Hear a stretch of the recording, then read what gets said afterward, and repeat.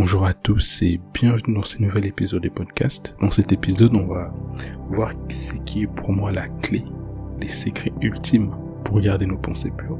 Mais avant cela, j'aimerais vraiment vous encourager à écouter les 3 précédents épisodes qui ont été partagés, parce que tous les épisodes qui sont partagés dans ces mêmes thèmes-là, c'est complète. Parce que c'est pas que tu appliques une clé et tu délaisses les autres, non, c'est toutes les clés appliquées ensemble qui permettent d'avoir des résultats escomptés qui nous permettront de garder nos pensées pures.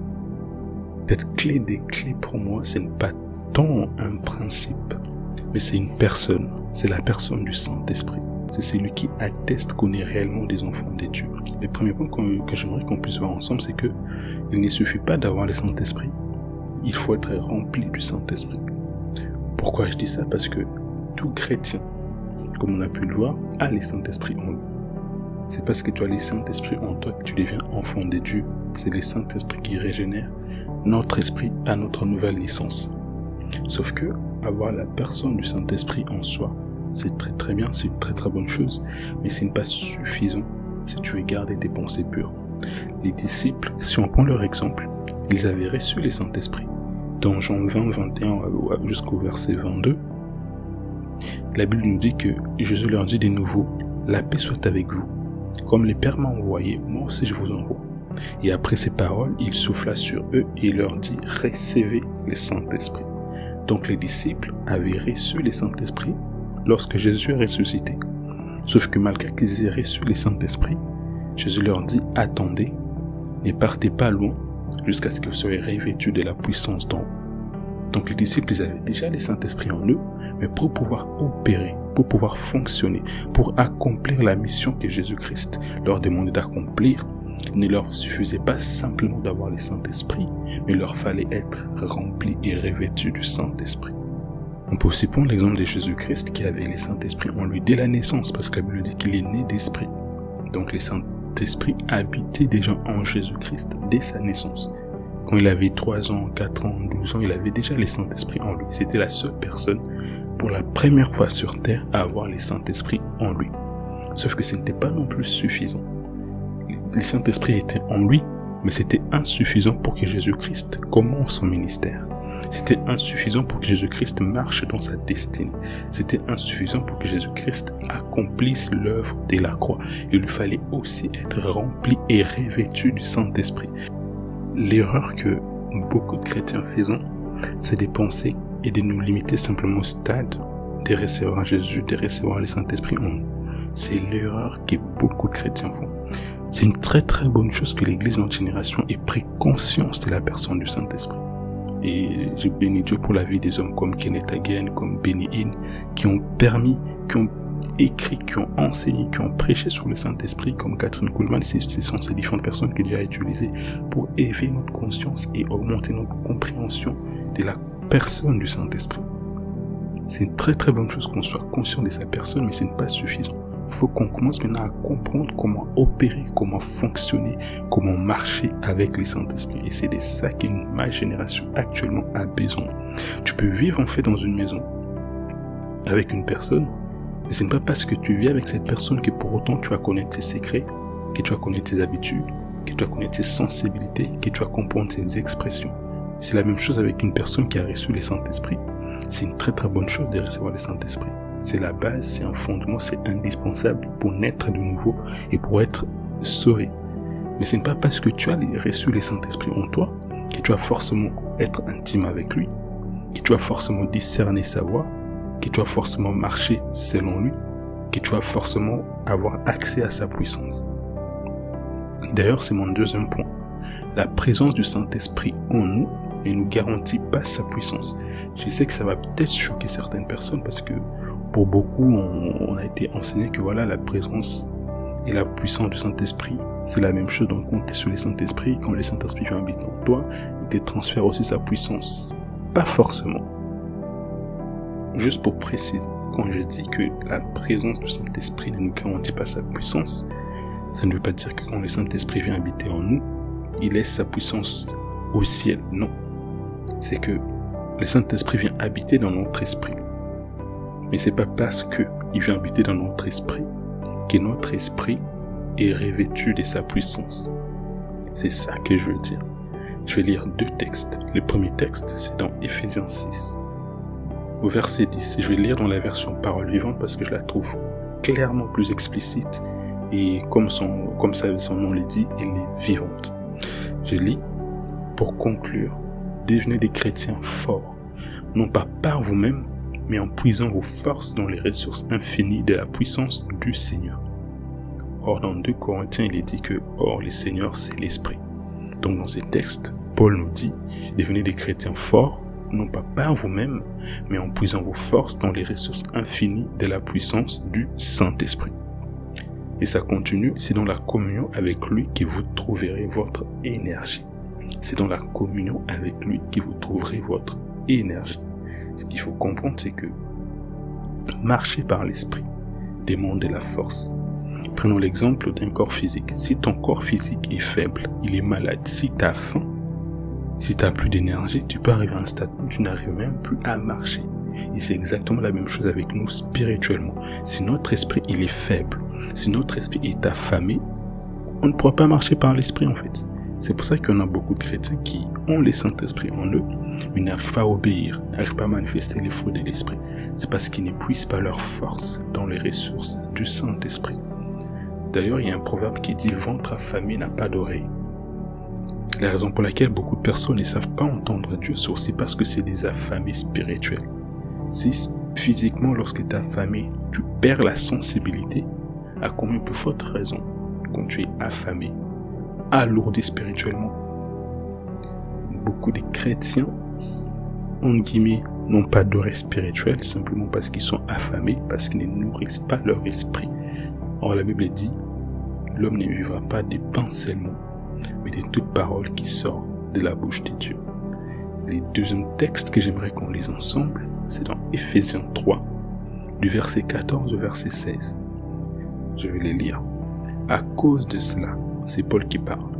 Je fléchis les genoux devant les pères, duquel tire son nom toute famille dans les cieux et sur la terre, afin qu'il vous donne, selon la richesse de sa gloire, d'être puissamment fortifié par son esprit dans l'homme intérieur. J'aimerais relire. Afin qu'il vous donne, selon la richesse de sa gloire, d'être puissamment fortifié par l'esprit, par son esprit dans l'homme intérieur. Ce que Paul dit, c'est qu'il prie pour que nous soyons puissamment fortifiés par le Saint-Esprit dans notre esprit. Parce que lorsqu'il va parler de l'homme intérieur, il va parler de notre esprit. Notre esprit, on ne parle pas du Saint-Esprit parce qu'il dit, il prie pour que le Saint-Esprit nous fortifie puissamment dans notre esprit. Ce qu'on doit comprendre par là, c'est que tu as ton esprit et le Saint-Esprit habite en toi.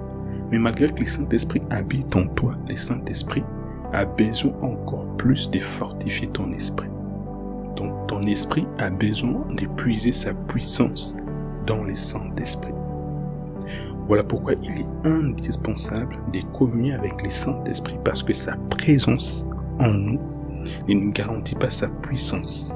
C'est pas parce qu'on a le Saint-Esprit que notre esprit va forcément être puissant, qu'on va forcément être fort spirituellement. Et Jésus était conscient de cette réalité.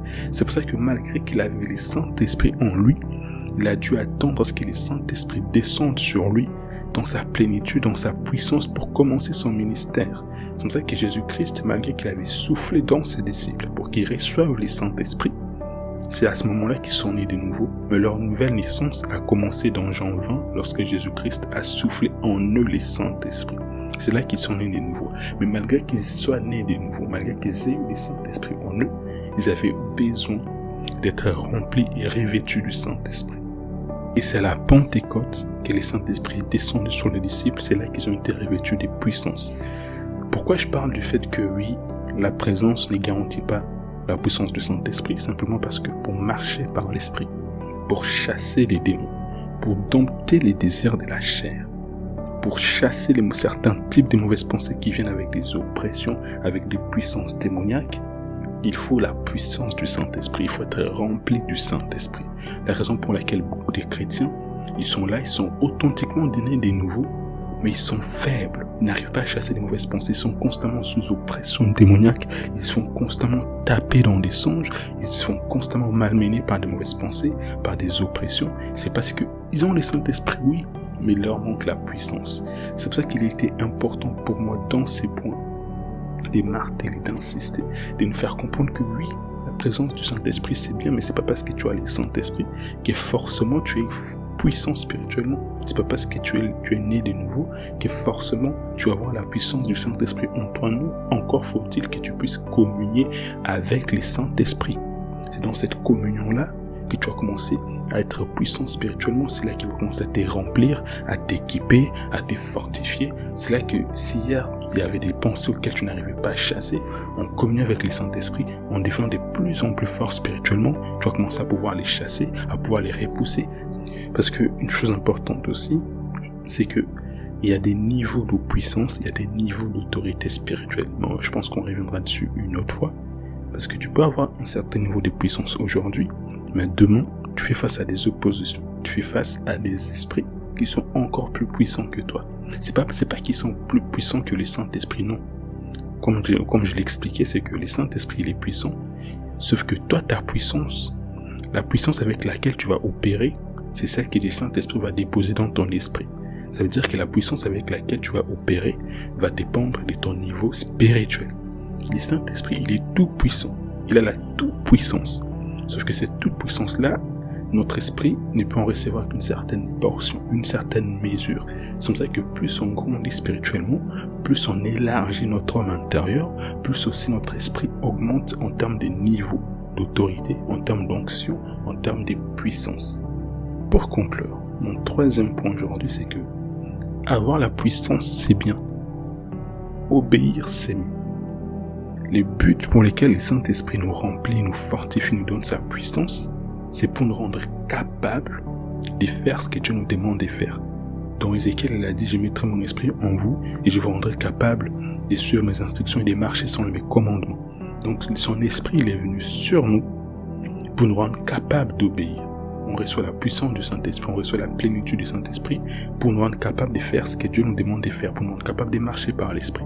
Sauf que le Saint-Esprit ne va jamais violer notre libre arbitre.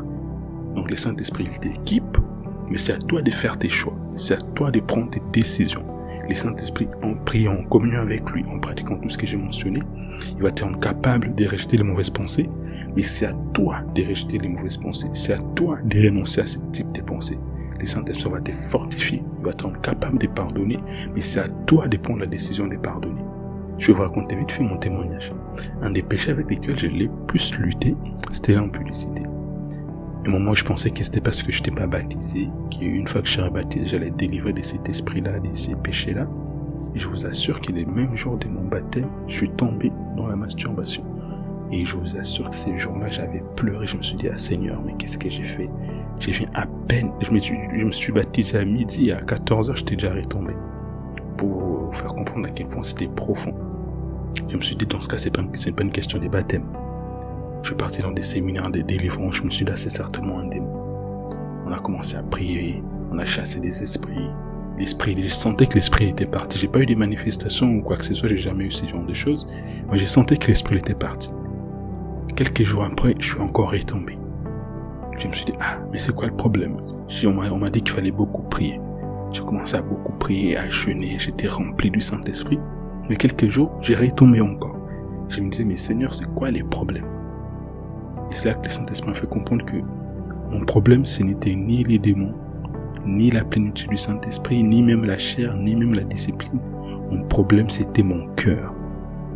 Qu'est-ce qu'il veut dire par là? C'est que j'aurais beau être rempli, j'aurais beau avoir été délivré, mais tant que dans mon cœur, je ne décidais pas de renoncer à ces péchés, je ne prenais pas la résolution de ne plus tomber dedans, j'aurais beau avoir la puissance, mais l'obéissance, c'est question de volonté, c'est question de... c'est toi, en fait, c'est là que tu dis, je mets devant toi la vie et la mort. Choisis la vie afin que tu vives. Donc, en enseignant, j'essaie d'expliquer toutes ces différentes choses qui nous permettront de garder nos pensées pures, mais retenez que il faut avoir la puissance du Saint-Esprit, c'est la clé des clés, c'est les secrets des secrets, mais au-dessus de ça, il faut simplement faire un choix. il faut prendre une décision. Autrement, tu peux te discipliner, tu peux chercher la délivrance, tu peux faire tout ce que tu veux, mais si dans ton cœur, tu n'as pas cette volonté-là, tu vas pas tenir sur le long terme. Toi-même, tu vas partir, tu tombes, tu retombes. Toi-même, tu sais que c'est pas ce que j'ai fait exprès. Et j'ai pris que Dieu puisse vraiment nous donner un cœur pur, qui renouvelle en nous un esprit bien disposé. Parce que des fois, c'est ce qui manque à certaines personnes. Ils arrivent à un stade où, à force de tomber et de retomber, ils perdent cette bonne volonté, ils perdent ces bonnes dispositions. Ma prière est que Dieu puisse renouveler en chacun de nous les bonnes dispositions, les bonnes volontés, les bonnes dispositions des cœurs dont parle les psalmistes quand il dit « Seigneur, crée en moi un cœur pur et renouvelle en moi un esprit bien disposé ». Que cela soit notre partage, parce que je sais qu'en faisant cela, en appliquant simplement les principes qui ont été dits, en communion avec le Saint-Esprit, en rejetant les mauvaises pensées, en chassant les démons, en se disciplinant, on saura garder nos pensées pures sur la durée. Dans le nom de Jésus, que Dieu vous bénisse. La suite au prochain épisode.